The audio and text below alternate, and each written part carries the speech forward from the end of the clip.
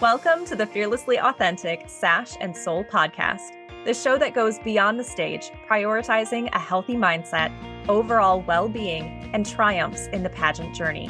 In each episode, we dive into the transformative power of embracing authenticity fearlessly. From mindset mastery and self-care strategies to success stories that inspire, this podcast is your go-to guide for navigating the pageant world with confidence and resilience.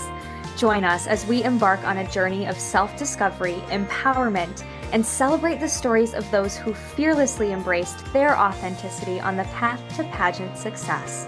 I'm Lila Sherry. And I'm Rayanna Johnson. Welcome to Sash and Soul.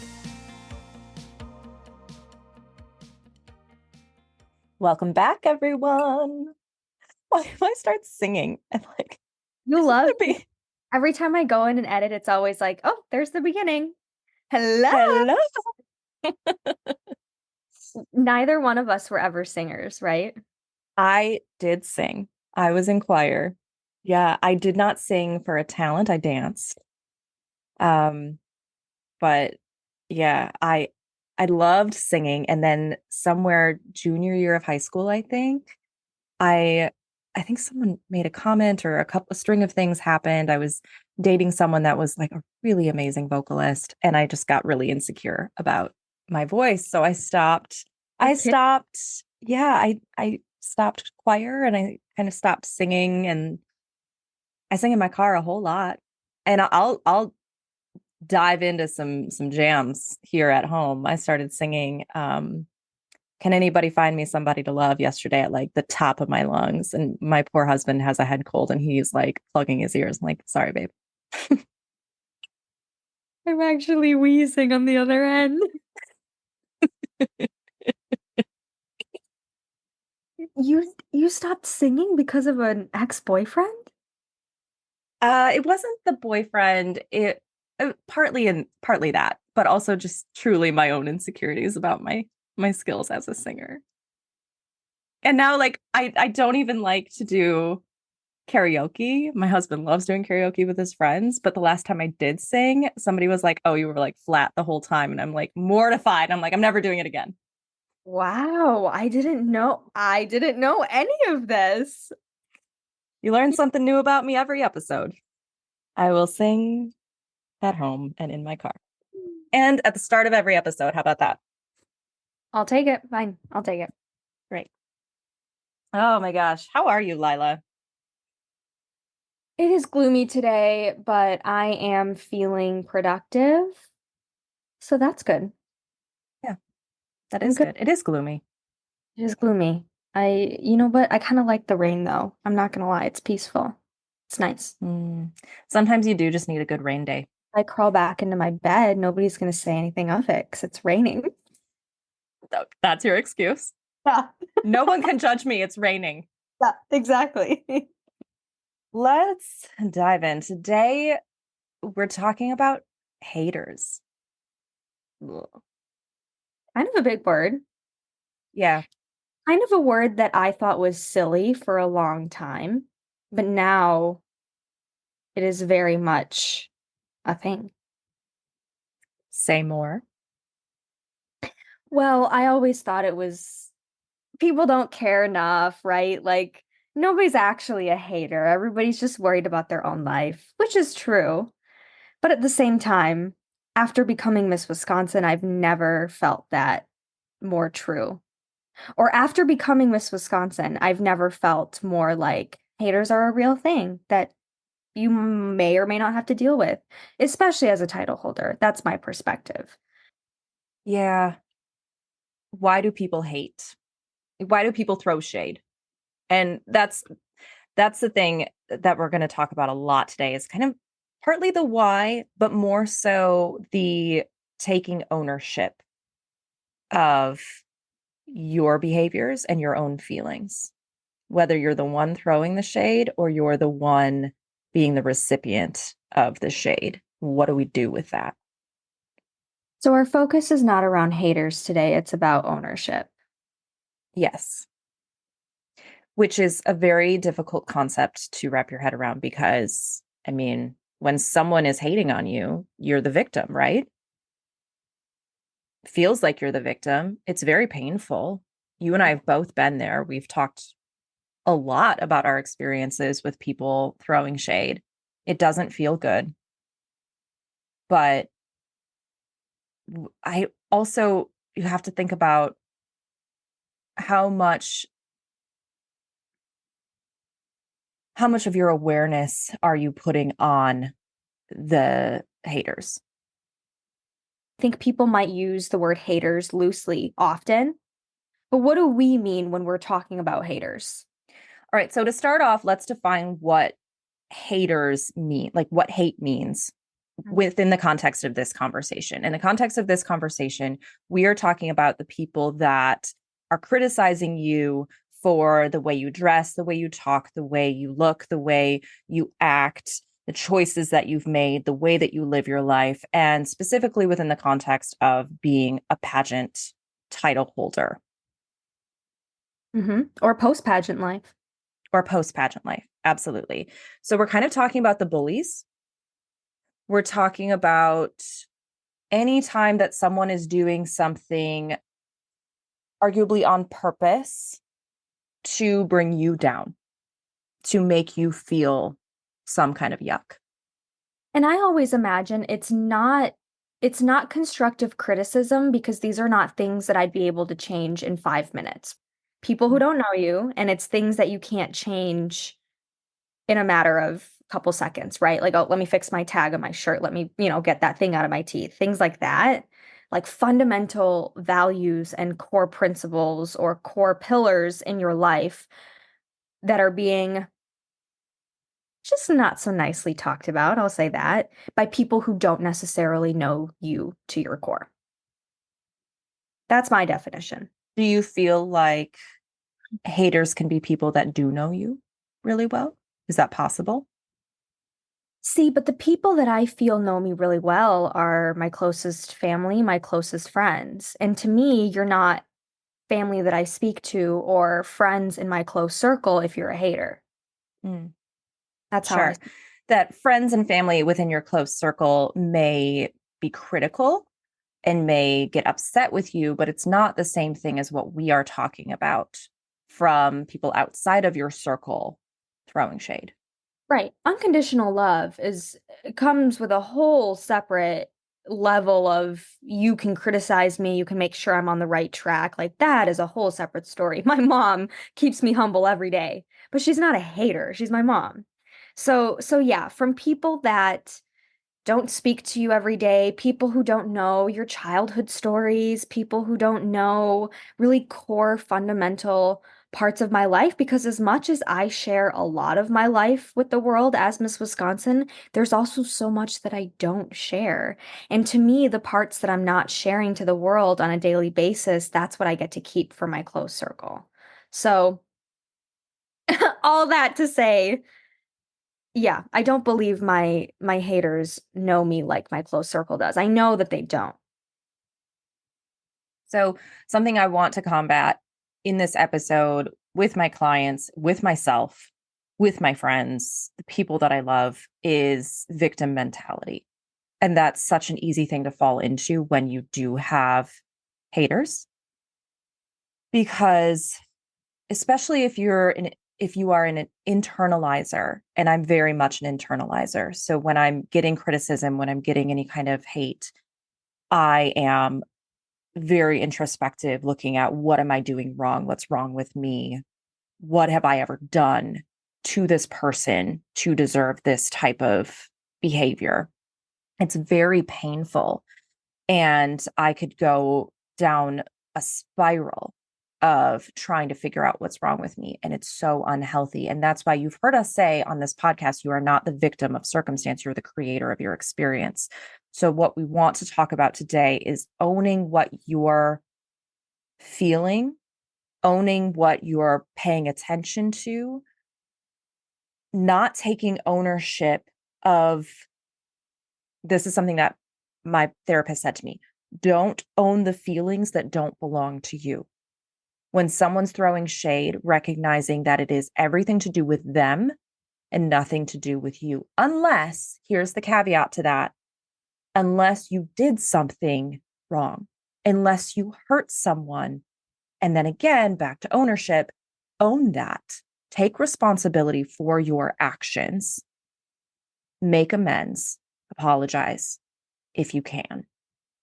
We're not talking to you about not owning your behaviors if you truly did something wrong to deserve some kind of frustration thrown at you or dislike of you because you did something to hurt someone else. That's not what this is about. So, talking about what do we do when we feel that hate? Because so often, if you're an internalizer like I am, and like I know Lila is, we're going to look at ourselves and wonder what in the world are we doing wrong?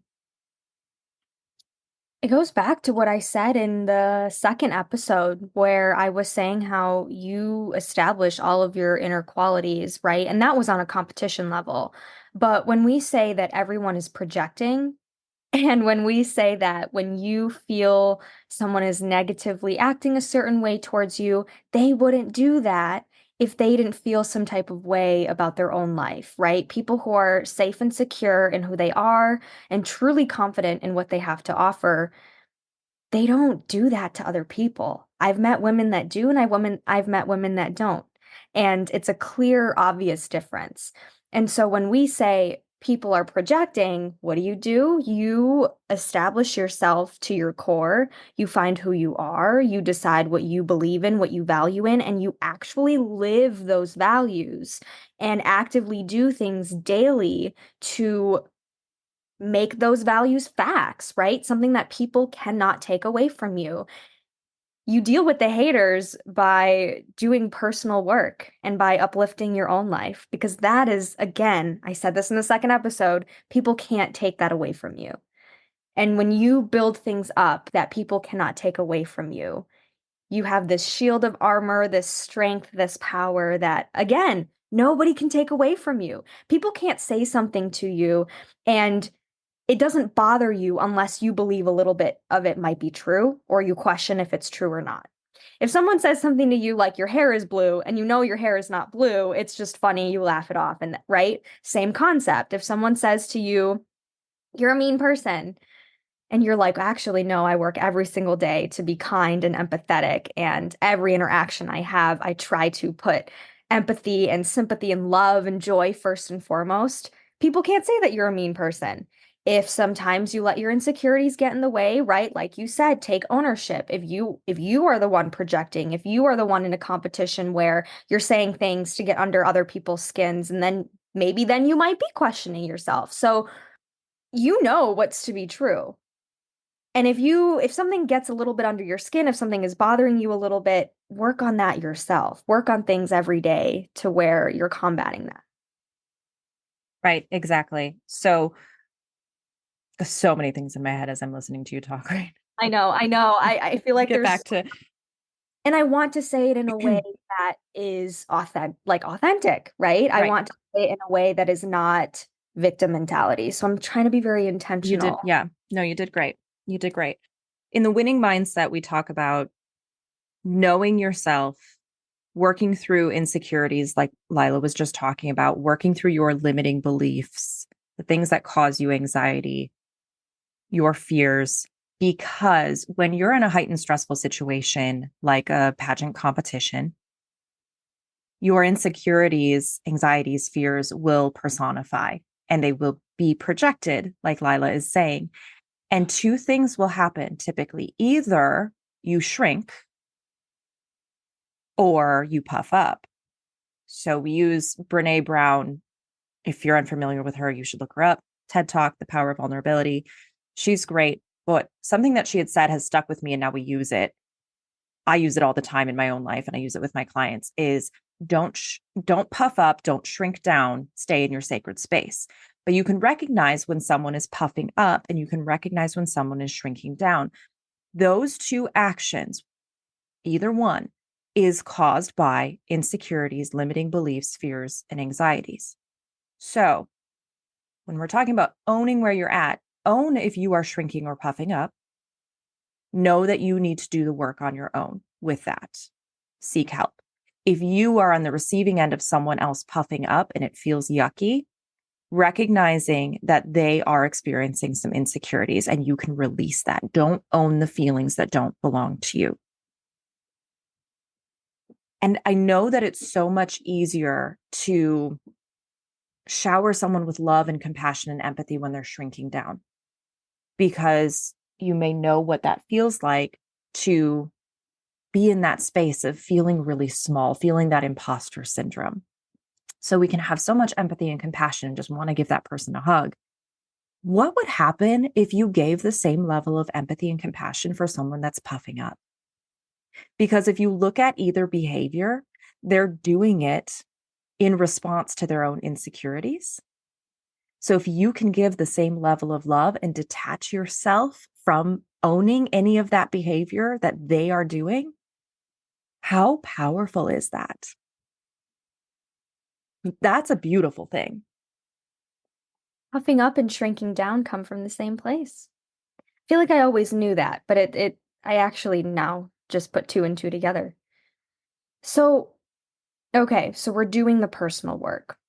What happens when, say, you're Miss Wisconsin, you're at an event, and someone says a comment on your body, your weight, what you looked like before or after Miss America, or any comment, right? Your smile, I've gotten all of these, by the way, everyone. Like your smile, your choice in shoes, whatever it is. What do you do in that moment?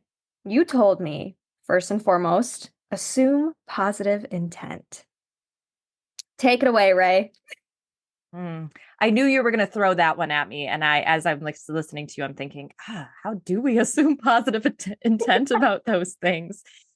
All right. Well, depending on who it is talking about your weight after Miss America, the positive intent could be out of concern if you lost a bunch of weight. Mm. The positive intent could be they're trying to compliment you because you look great. Mm-hmm. The positive intent could be just they're coming from a place of love, or if they have their own insecurities, they're not necessarily trying to make you feel bad, they're trying to make themselves feel better. So the intent might not be positive towards you, the intent might be positive towards themselves, that they're trying to make themselves feel better. Think about that, like, mind blown. What if Okay, the positive intent isn't actually for you to feel good, but they're trying to make themselves feel good? that resonates with me easier than the other way around. Okay, but okay, now I'm going to argue the opposite. Surprisingly, now I'm going to argue the opposite and say that their way of thinking that they're making you feel good might just not resonate with you. So they might still be, let's say somebody commenting about my choice in shoes, right? Like maybe they said, "Oh, I really like those shoes, but maybe it didn't work for this or whatever." Or maybe they're trying to compliment that I do look good, but it just didn't come off the way that they wanted it to. I know there are many times where I sit back in my life and think, "Oh, that didn't come off the way that I maybe wanted it to," or "Oh, I hope they didn't take that the wrong way." I could have very well been one of those people. So, shoot, I guess it could go either way. But yeah. Intention versus perception. Mm. This happens all the time in communication. It's Yep. miscommunication left and right. When someone is intending to articulate something in a certain way, but your perception of it is way the opposite other direction of what their intention actually was.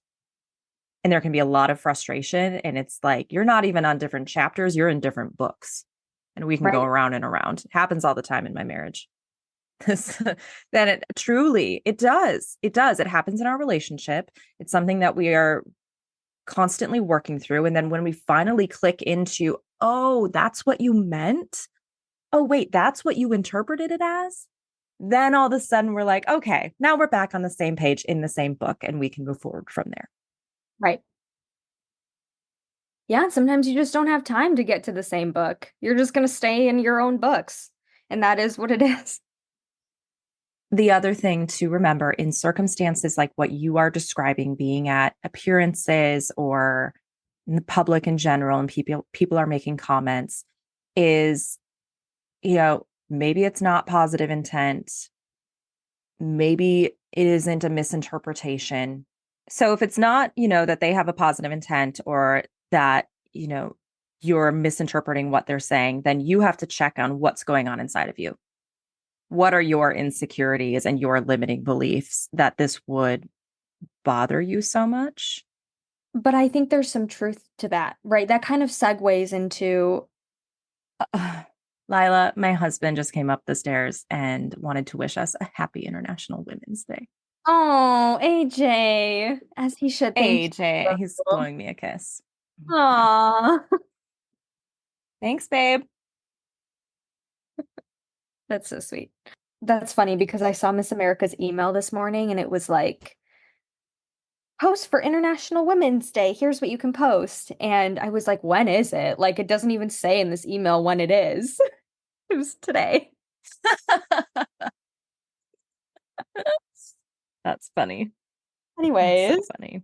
Okay, if it's not those things, what you can do is practice. This is a brand new thing that I learned from my therapist yesterday because I spent an entire therapy session talking to my therapist about haters. So fascinating.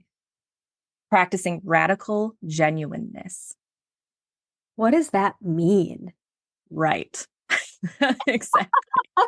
We talk about being authentic, and I think radical genuineness is just like elevating that authenticity of, like, if you can recognize that it's not about you, it's not about your shoes, it's not about your smile, it's not about your hair or what you're wearing or your weight or anything. It's not about any of that, but something else that that person is experiencing inside of them. You know what it feels like to feel insecure.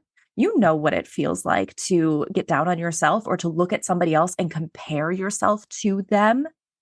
So practice some radical genuineness, like being genuine about what they may be feeling. You can connect to that.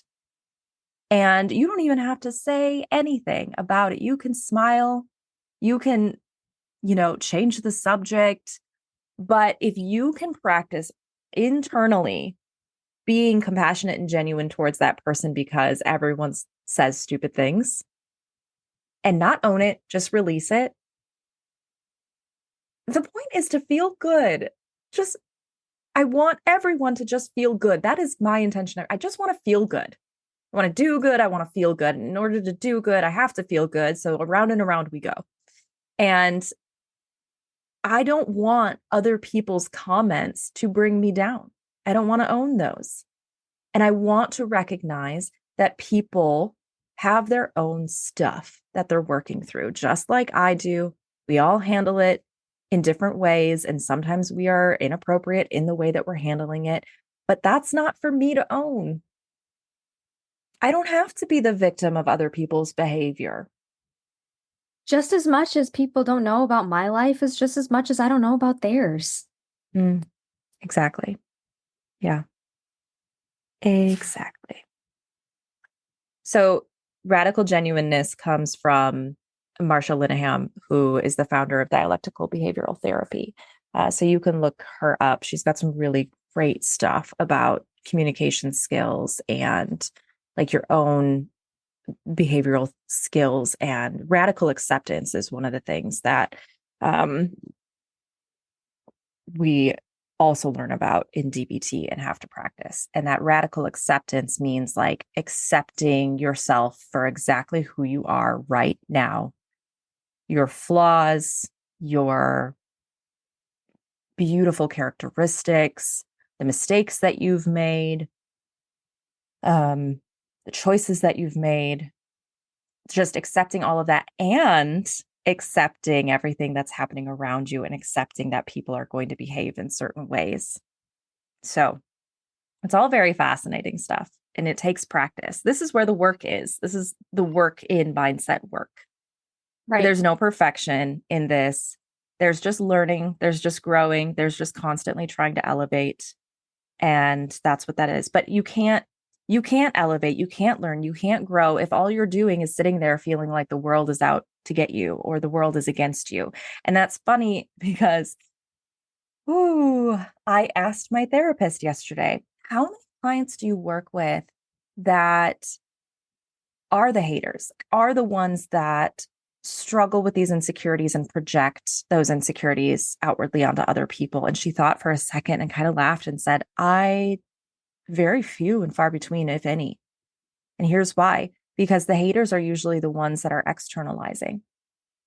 And those that she's working with are the internalizers, the ones that are feeling victimized, the ones that are feeling really insecure about what's being said to them or the the experiences that they've had looking at themselves thinking what is wrong with me. Those are the patients that she's working with most, and I thought that was so fascinating. What would happen if the haters started looking at themselves and internalizing and choosing to work on the things that they're insecure about?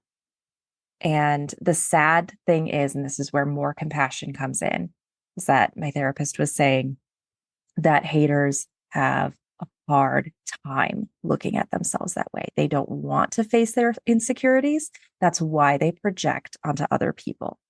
So that's just another way of practicing not owning somebody else's feelings, recognizing that their behavior is everything to do with them. That sounds so cliche, but it's true. Their behavior has everything to do with them and nothing to do with you. And another thing that you can do to help protect yourself from that is when you're feeling hate, when you're feeling some kind of shade, what are your intentions? What are your values and your morals?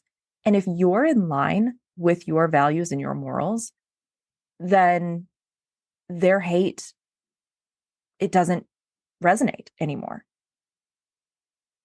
You physically can't even take it in anymore because it just isn't, that's just not in your head. It just doesn't make sense. It's true. The times that I feel the most affected by what people say is when I think there's some truth to it. Right? I'm the first to make fun of myself for having a resting bee face.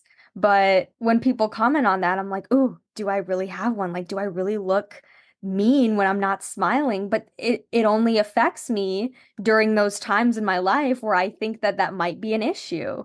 Someone can't come up to me and tell me that I don't work on myself because it's not true. So it really just comes back to owning what you're doing in life. You're looking at me like I don't have a resting bee face. You don't. I was so Really? confused. I I really feel don't think like so. Maybe it's because I know you. I don't know. it. Okay, see, there you Yeah, go. I have this Everyone has a different perspective on it. just pure look of confusion on my face right now. Like you have the most pleasant face I think I've ever seen. I don't know. Thank you. Um, anyways, yeah, it comes back to what are you doing in your life? You know what? Focus on yourself. Be Mm. selfish. Why don't we talk about that? When you want to deal with the haters, be a little bit selfish. Work on yourself, do something for yourself a little bit more rather than focusing on why they did something, why they said something, why you would never do that thing, and then they did it and you're upset about it. What can I do today that is a fact that essentially makes it so that I'm so built up in my life that it doesn't matter what other people say? That's the crux of it all. I feel like we could end it here.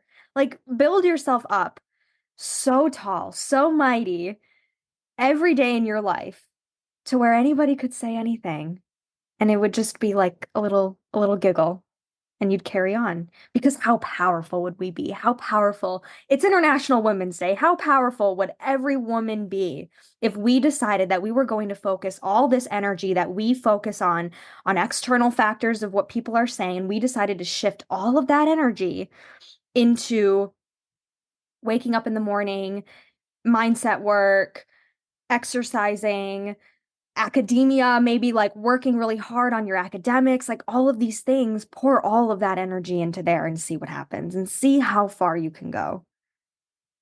I think that's an interesting segue too into a conversation that I had on a coaching call this week. She's doing a lot of self-reflection on her journey in the past few years and where she's at now and some of the things that she had heard their state title holder talking about at orientation recently, that she realized she needed to prove to herself that she could do it before she even got there. So, and what she meant by that was in the past, these insecurities bubbled up about whether or not she was capable of winning because she realized she hadn't really done the work that she needed to do. So, what Ooh. you're talking about, build yourself up, work on those areas of, needed improvement or possible improvement, just growth, um, that consistency, that self-worth, so that when you do get there, and that's what we're talking about, releasing those limiting beliefs, those anxieties, the fears, the insecurities, so that they aren't triggered in those moments when you want to be at your best or when you would probably be the most vulnerable to receiving and internalizing some kind of criticism or hate. So, did you practice enough? Did you prepare fully? And that's another opportunity for you to own your behavior, your experiences, own everything that you do and that you feel, that you think, because no one else owns that. When it comes to haters, I said this week too in some mastermind calls, does your experience of feeling that hate and feeling so down and out because of that hate affect that person that's hating on you? Mm, Does it affect them one way or the other? no. No, it doesn't. It's only affecting you because you're letting it affect you. Keep in mind that the things you focus on get bigger. You're focusing on the haters, it just builds and builds and builds, and that's all you can see and feel. And I know that from experience because even recently, and that's why I talked to my therapist about haters yesterday, even recently, I was like, man, what is going on? I have worked really hard in the last few years to overcome my insecurities, my limiting beliefs about what I do every day in my coaching business, focusing on my intentions of what I'm trying to do for my clients, the love and the passion that I pour out, the value that I'm putting into this program, so that I'm not affected by the haters, those that are criticizing the work that I'm doing when they don't even know what I'm doing. And so I was just getting really mad about it this week because I was feeling this hate. I was like, I have not even paid attention to the haters for the last couple of years. And it's helped me so much. And then I realized all of a sudden, oh, the reason that I'm feeling so small right now is because all I've been doing is thinking about haters. I'm just focusing on it so much. And I'm mad about it because they don't know me. They don't know what I'm going through. You guys, I lost my brother in a car accident in April. I lost another close friend to suicide recently. I'm just mad because it's like, how can you throw shade at somebody who is truly just trying to make the world a better place and survive? I quit my job because I was so burnt out and I started coaching, and I have never felt as powerful and amazing and healthy as I do now. And you're going to try and tear me down because I do this for a living. And you don't know what I've been experiencing. Life is too fragile and it is too short to do this to other people. But here's the thing, I was so mad at that this week until I realized, wow, I'm focusing a lot of energy on that and it's affecting me. And what I'm feeling right now has no weight on them right now. They have no idea what I'm experiencing right now. So I'm giving them so much power that they don't even know they have because I'm focusing so much on this. And it was in that moment that I was like, nope, get up off the couch. Let's throw on a podcast that is going to help me through this. Let's focus on this topic tomorrow in therapy. Like, let's take some action to climb back out of this hole because it's not doing me or anybody else any good for me to sit here. And the more I focus on it, the more I'm just going to feel it. And I don't want to anymore. I want to feel good so that I can do good. It's sad that, let's be honest, you don't get hate when you're at a low point in your life. People don't hate when they don't see you successful. It's when Mm. it's when that success comes, it's when those goals come. And obviously social media does not make it any better. If you're feeling insecure, get off social media. I'm just gonna put that out there. People Post and run, post and run, post and run. supposed That to is what we run. say. Post and run. Yes, people don't hate when you're at the lowest point in your life.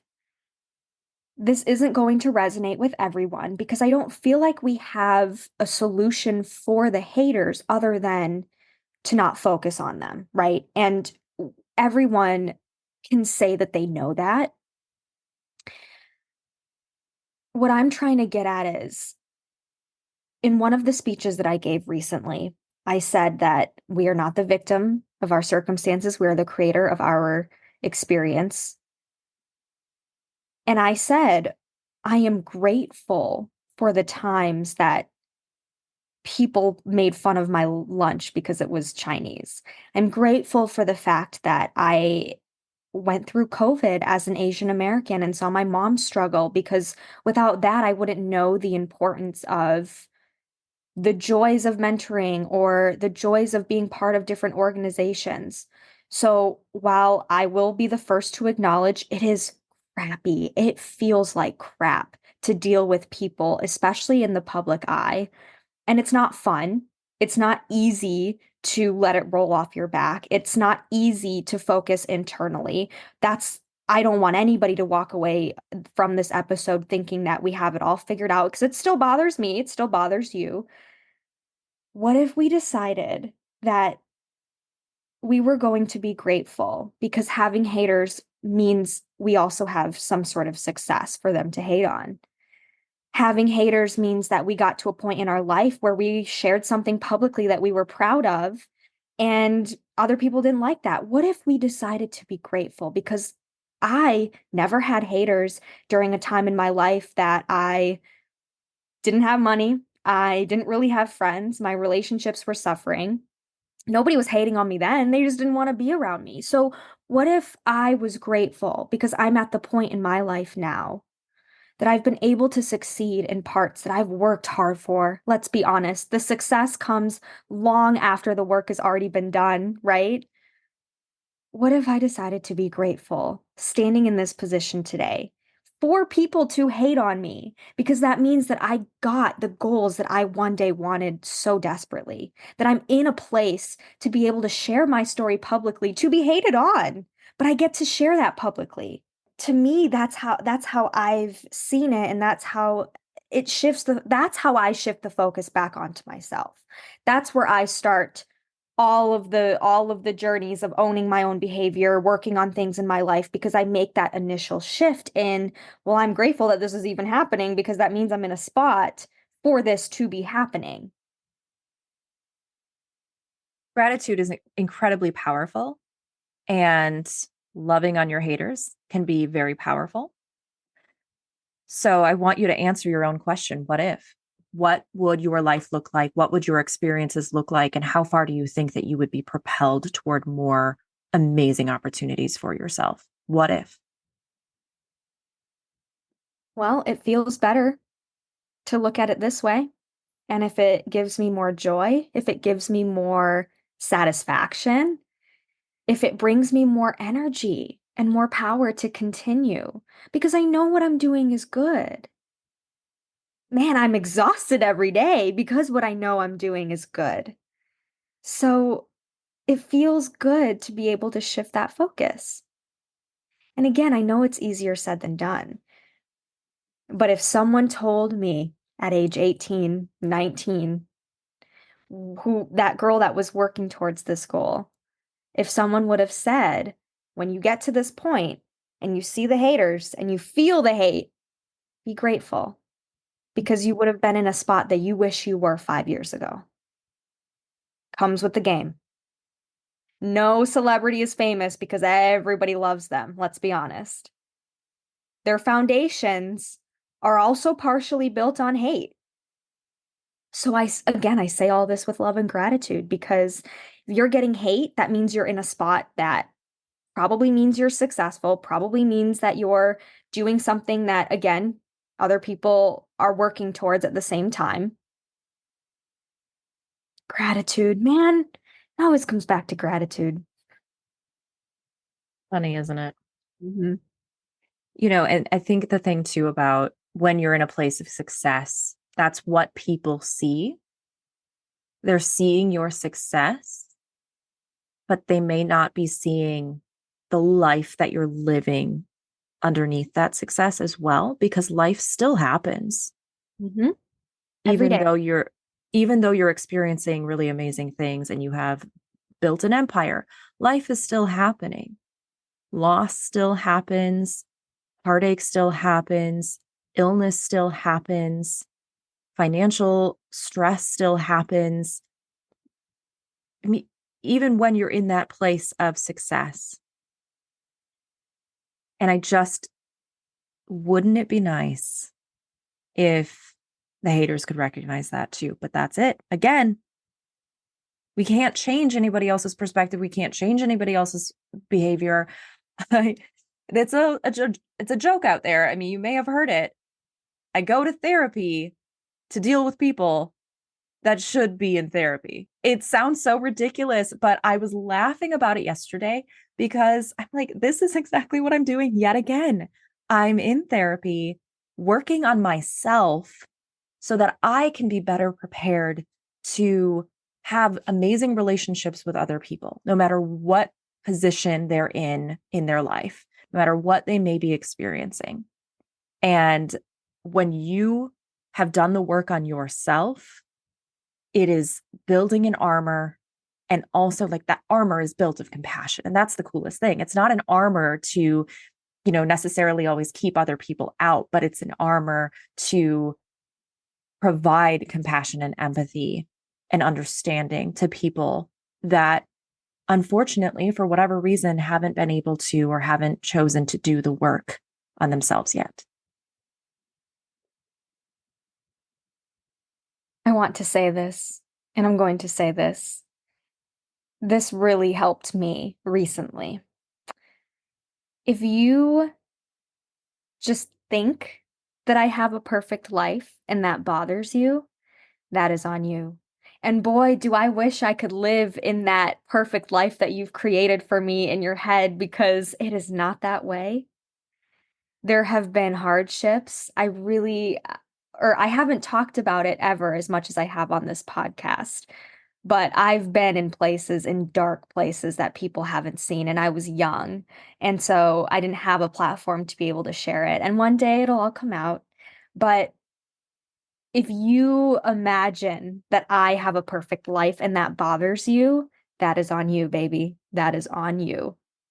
Because I wish that were true. Tell me a little bit about it. I'd love to know about this life that you think that you've created for me in your head. And that to me is just, I think that's a takeaway that every person, because even aside from the haters, feeling insecure on social media, right? Maybe you're a local title holder. I remember just wanting to be as put together as Miss Wisconsin's or Miss America's.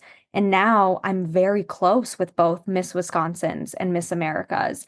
And it's not perfect. And that's all I'm going to say. And so that idea that anything is perfect in this life, that anything is all sunshine and rainbows, no matter how good it is. Taylor Swift has the most success that many people have ever seen. And we all know she still deals with crap. So if you think that me in this little Madison apartment, working at my little news station job is anything near perfect, you know what? You have that. At least in some life, I live a perfect life, but that's on you. For anyone to think that anyone's life doesn't come with struggles is just false. Everything has a yin and yang. Like that is the basis of our entire universe. It's just not true. So that is the one thing that I want to leave anybody with. Because if the hater conversation didn't resonate with you, maybe this will. Social media, insecurities, all of that comes with pageantry, let's be honest, and just society in general. Let's let's just all stop thinking that anybody's life is perfect. That's just not true. And I think that is a catalyst to a lot of change if we remember that nobody's life is perfect and there are struggles far beyond what anybody could ever imagine for anyone. There are things that I'm even still learning about you, Ray, after knowing you for over a year, that I'm still surprised that you struggle with, or that I'm still surprised that this happened. And I'm sure you're learning the same about me, right? And it's going to take us years to find all of that and to get to learn on all of that within each other. So what makes you think that a social media post can convey even a sliver of any of that? That's what I want. That's what I want the audience to remember. And that's what I'm going to leave on, actually. Beautiful. I would like to leave on this note that if I have done anything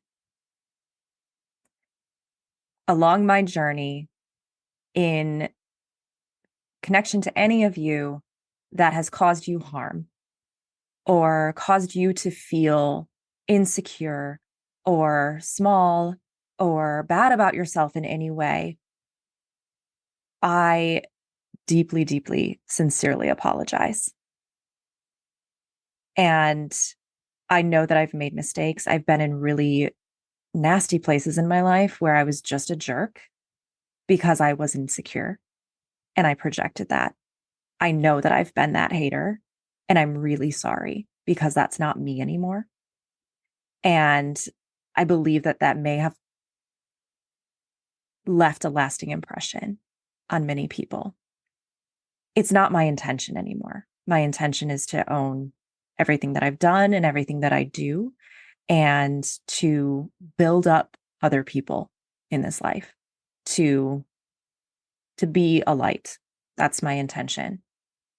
And it really comes from a place of knowing what it feels like to feel small, knowing what it feels like to compare myself to others and feel like I could never, ever achieve that. I mean, I was so insecure when I started competing. I mean, there was so much trauma in my life. There was so much horrible experiences, so much insecurity in myself. Like I really felt like I would never be able to succeed because I wasn't a perfect Christian girl. I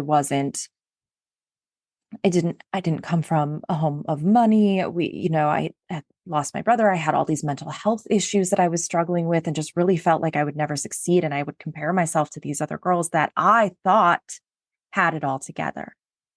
And those insecurities, I know there were times in my journey that I projected them in a really yucky way. And so I want to own that and sincerely apologize, because where I'm at right now and the work that I've done on myself now has led me to a place of just wanting to be compassionate towards everyone, knowing that we could never know the depth of what someone else is experiencing. And so I'll leave on that note. That's the note I want to end on today.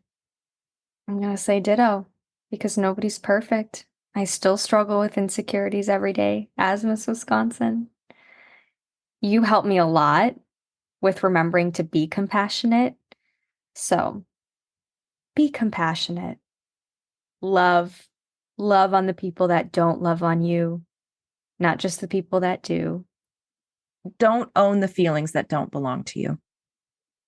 Exactly. I was just about to say that. Thank you. All right. Well, you guys, we love you. Thank you so much for listening.